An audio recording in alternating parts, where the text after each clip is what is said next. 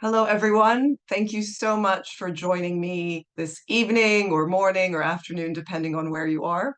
I'm Haleh Agar, and I'm a novelist, a short story writer, and an essayist. And I'm thrilled to speak with you today about the topic of my PhD and my latest book, which is writing back to the colonizer as I'm reimagining the strange case of Dr. Jekyll and Mr. Hyde, but in a very different context. So I'm just going to give you a brief overview of what we're going to look at during the talk. So I'm going to start off by giving you a bit of context about my novel Coup and what sort of historical events inspired it. And then we're going to go a little bit broader and look at the power of Gothic as a genre, how traditionally it's been used to subvert and challenge the status quo. And we'll look at some contemporary examples today of decolonial Gothic texts. Then I'm going to narrow the focus a bit and look at Iranian Gothic. Okay, so how it emerged and sort of what themes they focus on. And then we're going to switch gears a little bit and talk about the concept of writing back to the colonizer. So using that as an anti-colonial tool. And that's what I did with reimagining the classic, The Strange Case of Dr. Jekyll and Mr. Hyde. Sorry, I just flicked through that. Oh, there we go. And then we will sort of end off with looking at more closely the strange case of Dr. Jekyll and Mr. Hyde and what it was like to creatively go through the process of rewriting or reimagining the text. And then there's time for some questions and answers at the end. Right, so let's get straight into it. So my novel is called Coup, and it's a Gothic satire, which, as I said, reimagines the Victorian Gothic novella, The Strange Case of Dr. Jekyll and Mr. Hyde. And it's set in the context of the 1953 Western-led coup in Iran. Now, for those of you who don't know, this was when the CIA in America and MI6 in Britain worked together with Iranian agents and the Shah, the monarch of Iran, to overthrow Iran's only democratic government. And they did this to keep control of Iranian oil, because at the time the British were controlling it for many, many decades before. And the prime minister, Mohammad Mossadegh, he wanted to nationalize the country's oil. Okay, so he put it out for a vote, a referendum to Iranians. Should we nationalize our oil? And overwhelmingly, Iranians voted yes. Let's take control back. And so obviously, the British weren't too thrilled. And they set out to reverse the decision. First, they tried to pursue legal actions, and when that didn't work, they went for more covert operations. And they succeeded by using propaganda, painting the prime minister as being a communist. And you have to remember, this was during the Cold War. So there were a lot of fears. And that's how they actually got America on board. Because as you'll know, during the Cold War, America very much wanted to suppress communism. And so they came on board with the coup and helped with the propaganda efforts. And they also bribed hired mobs to create chaos in the streets of Tehran. And that way, the Iranian population would become really afraid and fed up under the prime minister's leadership and think, we just want a change. We want stability. And the mobs were hired to carry posters of the prime minister. This is who we support. And they were chanting anti-royalist slogans. Um, and they also bribed politicians. So that's the way the coup sort of unfolded and succeeded. And it was so successful that America later used the 1953 coup, the strategy, and recreated it, used it as a blueprint in different countries around the world, toppling over governments, depending on sort of what their interests were at the time. Britain still, till this day, denies its involvement in the coup, even as memoirs have been written by key players of the coup, particularly the memoir of Kermit Roosevelt, from yes, that family, the Roosevelts, and he was a head CIA operative working on the coup at the time. And there were also CIA declassified documents released under Obama's presidency, which revealed that, yes, Britain was involved. And there was this MI6 agent, Norman Derbyshire. Yeah, so that's just a bit of context around 1953. Why does it matter? Why is it important to look at 1953 today? Well, if you're going to ask the question, why does the Middle East look the way it does today? We do need to have a look at what went on and sort of what the role the West played. A lot of scholars believe that if 1953, the coup hadn't been a success, then there's a strong chance that the Iranian Revolution in 1979 would have never happened. And because of the revolution, we have the current regime leading in Iran. So why is that? Well, after the coup, pretty much every Iranian knew that the Americans and the British were behind it. Okay, it was no secret after the fact. And this felt like a very big betrayal to Iranians, not so much as what Britain did, because they expected that, but they were very surprised by America's involvement because um, they trusted them. They thought, oh, they're helping us mediate the oil crisis, and also they were once also struggling for freedom against the British, who had them under their grip. So it was a really big shock to a lot of Iranians and caused a lot of distrust. And many also saw the Shah of Iran, so the monarch, and the new prime ministers that came along as being Western puppets, acting in the interests of the West. And also at the time, the Shah had his Savak secret intelligence police, who brutally cracked down on any sort of protests or oppositions. And the Savak were actually trained by the CIA and also by Mossad, who is Israel's secret service police. And so, this didn't really warm Iranians up to the current climate. People were getting really fed up. And so along comes Ayatollah Khomeini, speaking over the radio from Iraq because he's exiled, making these speeches about breaking free from Western colonialism. And this especially struck a chord with students. And we're seeing that now where, students are rejecting, settler colonial states and demanding change, rightly so. But sadly, they didn't know at the time that this change that they were asking for would lead to a very another authoritarian and oppressive system. Yeah, so why coup? Why did I write this novel? Mostly out of frustration, a sense of frustration with how the media has framed Middle Eastern geopolitics, the erasure of context. So, like I said at the start, so why does the Middle East look the way it does today? We rarely ever hear about 1953 and the role of the West. Frustrated with the lack of accountability. As I said, Britain still denies the role that it has played in the coup, and a desire to bring just more awareness to this topic. And so I thought, well, how do I tell the story of the coup that has these devastating consequences in Iran and in the wider region? And how can I challenge the way the US and UK politicians have framed Iran and the Middle East as being, chaotic and regressive, while the West is progressive, embodying democratic values of freedom and justice? Although, looking at the last couple of years, potentially that veil and that mask is falling off a bit more clearly, as we're seeing America and the changes that are happening there. So I just wanted to also share this quote by Toni Morrison because it really has inspired me to write this novel. Toni Morrison, for those of you who don't know, was a brilliant author, and I don't know if any of you have read Beloved, her incredible Gothic novel set in America, focused on the American slave trade. So she says, "This is the time when artists go to work, not when everything is all right, not when it looks sunny, but when it's hard.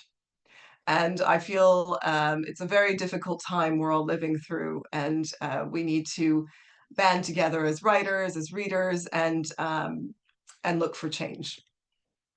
So why Gothic fiction? Because there's several ways to tell the story of the coup. You could I don't know, do just like a an espionage thriller, which this sort of is in a way, but it's also Gothic.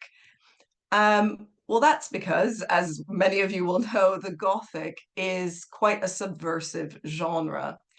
It has traditionally challenged the status quo, whether it's about, scientific progress that goes unchecked or about the position of women. There is this tradition of challenging what we accept in society. Although I wanted to mention Charlotte Bronte's Jane Eyre here because I'm going to touch on it again when I'm going to look at the concept of rewriting a classic. So in Jane Eyre, for those of you who don't know, the governess, she goes and works for Mr. Rochester in his mansion, and you know, she realizes that marriage, the idea of marriage, can be very oppressive to herself as a woman. Um, and so we are forced to sort of, not forced, but we're encouraged to look at her perspective and to feel perhaps the rules need to change. Um, but not for all women, because though we, might extend compassion for Jane Eyre, Mr. Rochester's wife, who is Creole, her name is Bertha, is chained in the attic. And though we will, today feel sorry for her, she is still described in quite animal-like terms, and so there's a lot of tropes, racist tropes within Jane Eyre. I say this because yes, the Gothic has always challenged the status quo, but it's not really until the 20th and 21st century that we see a more politically and ethically engaged Gothic for all, for marginalized groups, and yeah, for people from intersectional identities. And now I'm just going to take a moment and talk a little bit about the theoretical approach that I've used for this novel. I won't get too academic, but I think it's important to understand a few things about an area of Gothic studies called the decolonial Gothic, just because it really relates to some of the decisions I've made, and perhaps if you're interested in this area, this will be a great opportunity to learn more about it. So the decolonial Gothic, it's based on the idea that the even if colonialism has ended, well, not really ended, but let's say a country is no longer under colonial rule, there are still consequences being felt within today's capitalist system. So uneven relationships that were forged in the past, they carry on into present day, and they're upheld in the capitalist system. So we've got a world that's stitched together in this uneven whole, where we have, those who've profited from extracting from the global south, and those who are suffering the consequences till this day. So the decolonial global Gothic is all about spotlighting this uneven relationship between the global south and the west. There is no there is no post-colonial within the decolonial Gothic, okay, because the consequences carry on today. And the decolonial Gothic also, the way that they explain the origins of the Gothic isn't necessarily that it started up in Europe and then it was exported to the colonies. Rather, they say that it emerges in different regions around the world with the arrival of modernity. So with the Industrial Revolution. And that will look different in different countries, in different contexts. So if you're wondering why the Industrial Revolution or why industrialization, because there were just really drastic and often violent social and economic changes that came with industrialization. People were living in completely different ways, than they were just before this big change came. They were moving away from the countryside into cities, and time was money, so it was a completely different way of life. And the Gothic emerges during the modern period to reflect anxieties of the day. and that's where we see it come up in different contexts. So these are some wonderful texts if you wanted to learn more about contemporary Gothic as it relates to colonial studies. I love this quote about how the Gothic today is really, it's often politically committed, and it is even the language of liberation. And I suspect that with all that's going on in the world, we are going to be seeing more and more contemporary Gothic texts emerge, which is very exciting for us. I just wanted to share a few examples of Gothic texts which sort of forefront colonialism and the uneven relationships and the consequences of imperialism. So Mexican Gothic, without going into detail, it's set in the 50s. And what I love about this particular novel is that it looks at how the British coming into South America affects the ecology. Okay, so the vegetation becomes poisoned. And so we see that we really learn about the extractive, the consequences of this extractive nature of colonialism within Mexican Gothic. Um, Frankenstein in Baghdad is a really interesting one as well, and it was written, I believe, in 2014. I believe Mexican Gothic potentially in 2017. I could be wrong on that, maybe a bit later.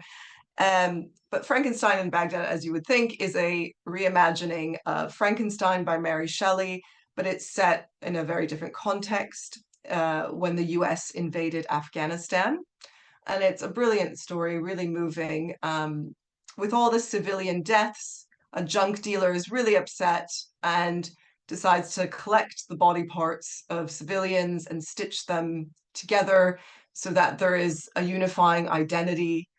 And then it sort of comes to life, this monster-like figure, and takes vengeance on those who have wronged the people, but then it sort of kills indiscriminately. And then Firebite is an Australian TV series, and it's about these indigenous vampire hunters. And we learn the story of the vampires. They came several hundred years ago on ships. They're very pale. So it's really just the story of colonialism in Australia. So those are some examples if you wanted to look more into sort of global Gothic. But now we're going to get a little bit more specific and look at the Iranian context. So as I said, with the decolonial Gothic, the Gothic as a genre emerges with modernity. So it makes sense to look at the context of modernity in Iran. So scholars agree that the modern period in Iran begins under the Pahlavi monarchy, so in 1925. And for some context, Reza Shah Pahlavi was a general in the Iranian military at a time when there was a lot of upheaval. But he was very good at unifying people and also brutally suppressing any dissidents. So the British thought, this is a guy we can use on our side. So they approached him and installed him as the leader of Iran because they needed someone to keep the stability while they're extracting oil. And so we've got the first of the Pahlavi dynasty, Reza Shah, in 1925. I just wanted to give a little bit more context about the oil refinery in Abadan.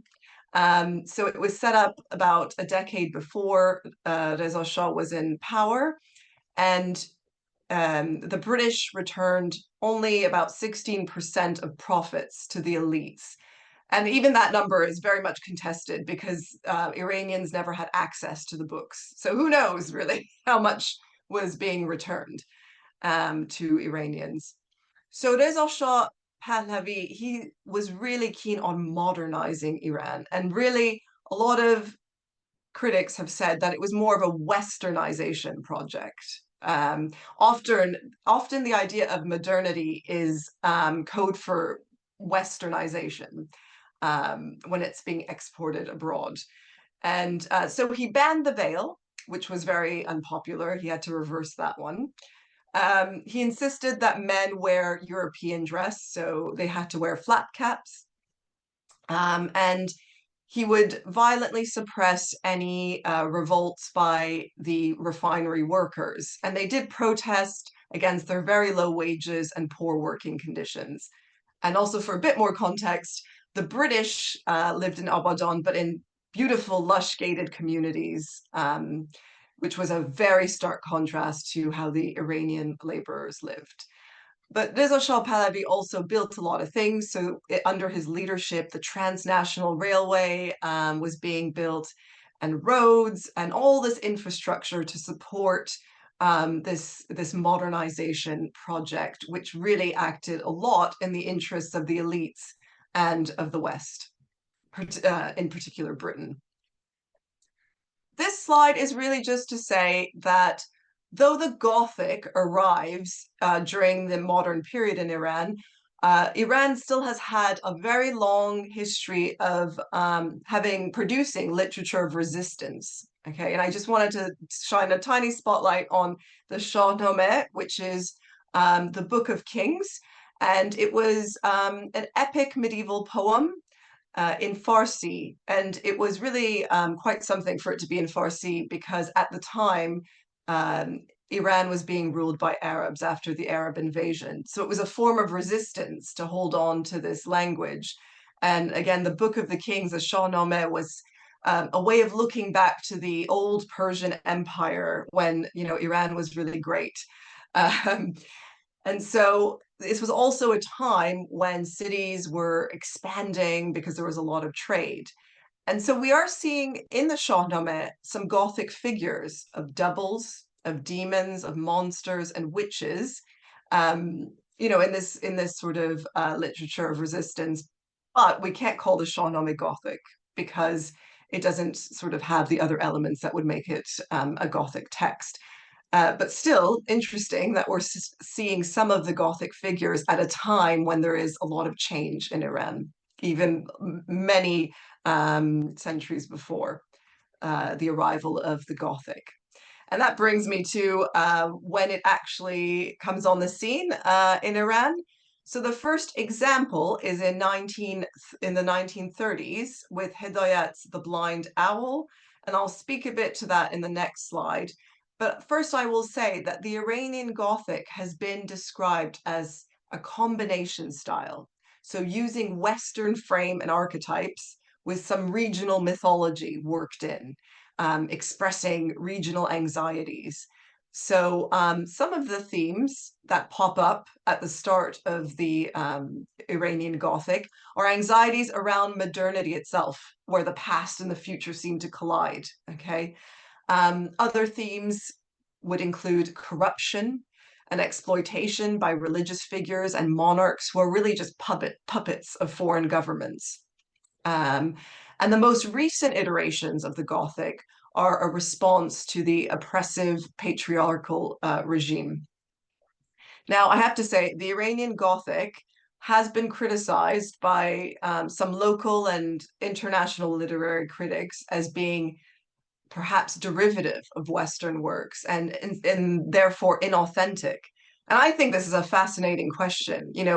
What makes a work Iranian or authentic, if you will. And the same issue exists with Iranian art when it first came out, modern art. It was sort of criticized for being Western. And I really, that's why I wanted to play with the form in Jekyll and Hyde because of the tradition of the Iranian Gothic of sort of having these roots also within the Western archetypes and story frames. Just a little bit about the most popular Gothic novel, Iranian Gothic novel, The Blind Owl. It was published in 1936. I read it last year for the first time, and I thought, I don't know if anyone else has read it, but I found it a little bit opaque. So if you did too, I'm with you on that. But it's basically about an unnamed narrator who's lost a lover, and he tells this story about his lost lover to a shadow on his wall that looks a lot like an owl. So we can already see some influence there with Poe. and the Raven, if you will. So, like many post colonial Gothic texts, The Blind Owl explores themes of fractured identity through this alienated narrator caught between Eastern and Western influence. And this cultural dislocation is really just mirrored in the novel's structure because it's just a narrative that loops around. It's almost like a hallucination. It can feel quite uncomfortable, which often, the Gothic does feel uncomfortable. And that's good because, it does make us question things. Bit of context about Sader Hedayat, the author. He was an aristocrat, educated in Europe, and he, and quite a bit of his work, has been criticized for borrowing from Western literary and philosophical figures like Poe, Kafka, Sartre, and for leaning into the aesthetics of European modernism. I wanted to just now look at two examples of films, Iranian films, that are considered to be feminist Gothic works. And there's been a lot of success with the Gothic through the medium of film. And I think that's because Iranian film in general is just really well renowned internationally. And so it sort of flourishes in different areas, and the Gothic is one. So I don't know if anyone has seen A Girl Walks Home Alone at Night. It's a very cool movie, really beautiful. The aesthetics are really something. I recommend you watching it if you haven't already. And it's directed and written by diasporic Iranian American director Anna Lily Amirpour. And within it, she introduces this chador clad female vampire who stalks and punishes abusive men in the fictional town of Bad City, which is in Iran. And actually, a lot of the aesthetics does remind me of Sin City, if you've seen that film. So the film uses the Gothic monster, the vampire, as this subversive figure to reject Iran's patriarchal social structures, while also challenging Orientalist portrayals of Iranian women as voiceless and passive. So it's brilliant. I really enjoyed that one. And like Hidayat, Amirpour draws a lot from Western Gothic traditions, so incorporating aesthetics from film noir to spaghetti Western and punk feminism and blending them with Iranian cultural markers. And so she produces a sort of hybrid form. And I just wanted to also bring up Chess of the Wind. Has anyone, I don't know if anyone has seen this one. It's from the 70s, and it's actually a really interesting story because when it first was released, right before the revolution, it was banned shortly afterwards because it does criticize the aristocrats and those who have power and the role of the elites. And so it was banned. But then after the revolution, it was banned again because there is a queer storyline within it. And then it disappears. No one hears about it again. But I think it's the granddaughter of the director really wants to find the film because it was just in these canisters and it's lost at this point. And she manages to find it, I think decades later, in a basement in Paris. And so the film is remastered and released just before the pandemic. I believe it was being shown even here in, was it Hyde Park? I don't remember now, but I didn't know about it at the time. Otherwise, I would have gone and seen it. So yeah, the film, it centers around this disabled heiress who resists her oppressive male relatives because they're trying to seize control of the family estate after her mother's death. And so, with the help of a servant who's her queer companion, she murders the next male heir and conceals her crime, and she's haunted by the ghost of her relatives.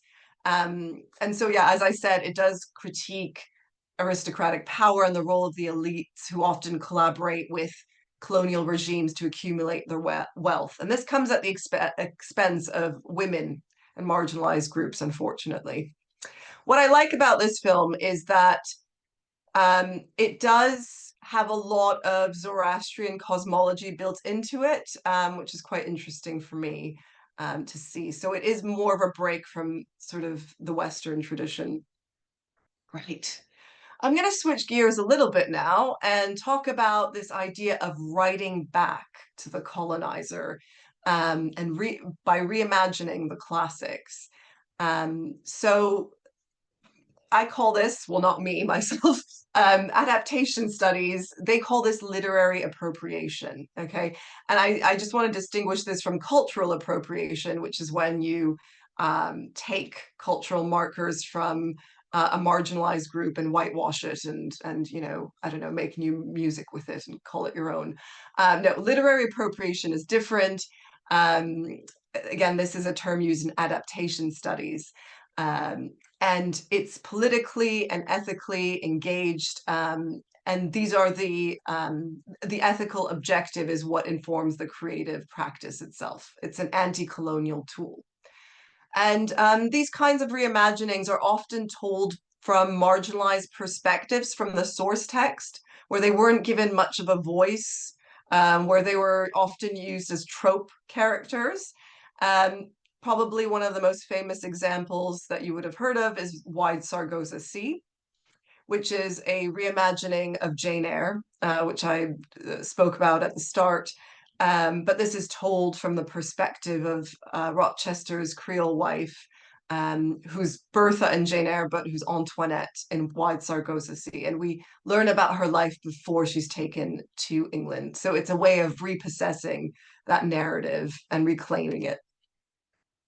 Here are some other examples of sort of reimaginings with marginalized characters having their story told and their perspectives shared. I won't go through them all, but I did want to sort of point out Percival Everett's James because it was recently released or published and it was shortlisted, I believe, for the Booker Prize in 2024. And this is a retelling of Huckleberry Finn. And I just really love what Percival Everett said about his motivation for writing this. And he said, I've written this because Mark Twain was not equipped, as a white man in, the time that he was writing in to write to write Black slaves. And so this version is told from the perspective of James the slave, and it's a very different look at that character, which is brilliant. I did want to share this slide about pros and cons, sort of if we're thinking about what does it mean to reimagine a text. This is a question that does often come up. Are we just recentering the canon by doing a reimagining? Why not just write, let's say, an Iranian story without alluding to a Western story? And absolutely, I completely understand that. And I do think that it is very much dependent on the purpose of the appropriation because, um, you know, as we were talking about before this talk, there are some really good reimaginings, but it's usually what drives or what makes the reimagining a success is the purpose in doing it. And what is this adding? What is this adding to the dialogue? Is there a dialogue between the two texts? And if so, what are they in conversation about? So that's something I've been thinking about a lot because this is what I've been doing. I've been reimagining The Strange Case of Dr. Jekyll and Mr. Hyde, which leads me to now looking a little bit more deeply at what it was like, still like, because I'm still writing another draft of the novel, sort of working with the source text and putting it in a completely different context, which is not it's not an easy thing to do, but it's a lot of fun actually, and it's a real learning curve. But before I go into the details of that, I just wanted to give a very brief overview of what The Strange Case of Dr. Jekyll and Mr. Hyde is about, because you might know some things about it, but just a few things that, maybe you read it many, many years ago, and it would be good to have a refresher. So this was a novella written by Robert Louis Stevenson in 1869. It was published then, so at the height of Victorian imperialism. And it's centered around the character of Henry Jekyll, a very respected scientist and doctor who is mysteriously connected to this unseemly character of Hyde. And essentially, Henry Jekyll's lawyer wants to investigate this connection between the two characters because Henry Jekyll has decided to leave everything, his whole estate, in a new will that he's drafted to this Hyde character. And so Henry Jekyll's lawyer is very concerned. He thinks, oh, there must be some blackmail, something going on. So he wants to investigate what the connection is between these two characters. And I'm sorry, I'm going to give you some spoilers if you haven't already read it. But essentially, Henry Jekyll, he invents this potion. He's really into something he calls transcendental science. And he wants to live an unblemished life as the esteemed doctor, Henry Jekyll, who's respected in his circles, but also to live out his desires, his wildest desires as Hyde. So, in order to evade, I suppose, accountability, he invents this potion, he takes it, and now he can live two lives. So it's the story of the doppelganger, the double. And now I'm just going to give you a very brief overview as well of coup. So it's about the 1953 coup in Iran. But the thing that drives the plot forward is this unseemly character. This they call him Carcass, who is creating all sorts of chaos around Tehran. Okay, and these two women, rather than the lawyer Utterson, set out to investigate and to get to the bottom of what's going on through these circumstances that kind of push them into the investigation. And one of the characters, Homa, is from an elite background. She wants to make Iran great again, like it was in the times of Cyrus the Great, when the Persian Empire was really, just it was sort of the center of the world in a way. And so she wants to do this by modernizing Iran. She believes in modernizing the country through art. Okay. And she pairs up with a very unlikely character, her housekeeper, who is from Khuzestan, the south, where the oil is drilled and taken, and they investigate together. Okay. So I just wanted to go over a few things, why these two works are sort of in conversation with each other, and then we'll get to the colonial rupture where they sort of break apart. So the doppelganger is an obvious connection between the two, this idea of a double life. Um, when we think about the 1953 coup, there was so much espionage going on with doubles. It just made a lot of sense to me. Both are satires, where we're questioning the moral integrity of the elites in society. In Jekyll and Hyde, the story is told from the perspective of men of authority, so doctors and lawyers. And I played with this a lot with the form, and I specifically wanted to tell the story through lots of different perspectives, marginalized characters, to destabilize figures of authority and the idea of truth, so that was a lot of fun for me. I really enjoyed doing that. And both works also explore binaries. So in Jekyll and Hyde, we look at the duality of the human, or how they saw it, or how the author saw it. This idea of having a good side and evil side, being civilized versus primitive. And in Coup, I also explore the binary that's been created in the media about the media, or by politicians, with the Middle East being sort of regressive or backwards versus the West as being progressive and democratic, or embodying those values. Accountability is important to both of these texts. So Jekyll seeks to evade accountability for his crimes, just as the US, the UK, and the Shah, the monarch, and the elites have done. And now this next point I really want to pause on, because it relates back to the decolonial Gothic theory. So for me, I really wanted to trace the legacy of colonialism across time and space by doing an appropriation. Okay, so I wanted to connect it to Victorian London. So in my retelling, my scientist has found in 1927 the notes of Henry Jekyll.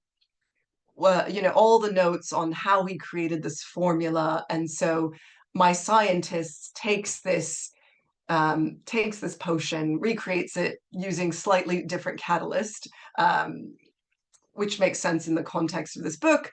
And we see the havoc that it wreaks in Iran. So in a completely different context across time and space, colonialism's consequences do carry out.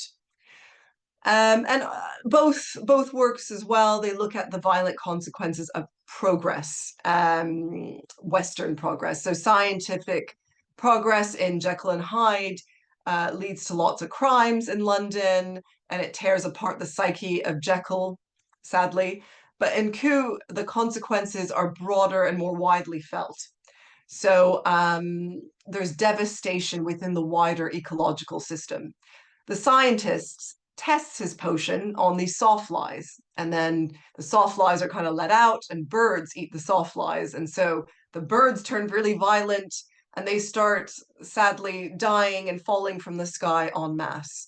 And so this is really important to me, the idea that colonialism, we do think of it as, yes, we're taking the land and it is affecting the indigenous population, but also very deeply it affects the ecology.